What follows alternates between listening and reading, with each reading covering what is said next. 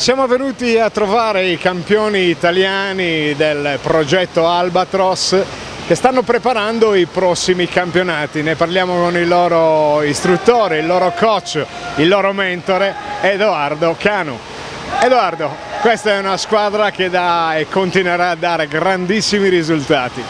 Sì, buongiorno a tutti e grazie Ico per questa intervista. Sì, spero di andare avanti con i risultati dell'anno scorso e saremo presenti ai prossimi campionati italiani di Fabriano dal 1° al 3 marzo e arriviamo lì con un titolo italiano alle spalle, nella 4x200 stile, anche con un record italiano, unica società in Sardegna del nuoto che è riuscita a fare un'impresa del genere, e quindi arriviamo lì con un grosso incarico e dobbiamo cercare di batterci e ripetere almeno i risultati dell'anno scorso. E noi non siamo qui solo per sottolineare la bontà del lavoro che state svolgendo nell'impianto natatorio delle piscine comunali Lunfangazzo, ma soprattutto per invitare i nostri ascoltatori e tutti coloro i quali amano questa società sportiva e questi ragazzi a una serata particolarissima. Vogliamo parlarne?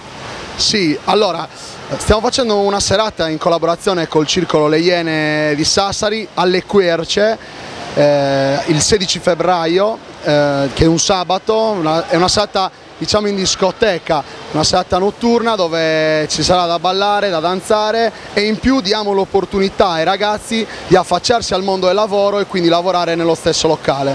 E quindi avremo il piacere di avere un DJ, un paio di camerieri, un barman e perché no anche coloro i quali in qualità di PR cercheranno di portare più gente possibile. Perché? Perché tutto il ricavato servirà per la prossima trasferta di Fabriano. Sì, certo, il ricavato verrà dato in beneficenza, quindi andiamo ad autofinanziarci la trasferta, andiamo a aiutare le famiglie, le trasferte per noi sono molto costose e poi le fanno sempre lontane dai punti centrali dell'Italia, e quindi tutto il ricavato andrà in beneficenza e in più avremo i ragazzi che lavoreranno al bar, DJ, in sala, poi ci sarà chi all'ingresso, chi farà sicurezza o selezione. E quindi sa divertirsi e sa da passare una bella giornata, una bella serata insieme ai ragazzi, così da promuovere l'inclusione e dare un'opportunità a questi giovani atleti.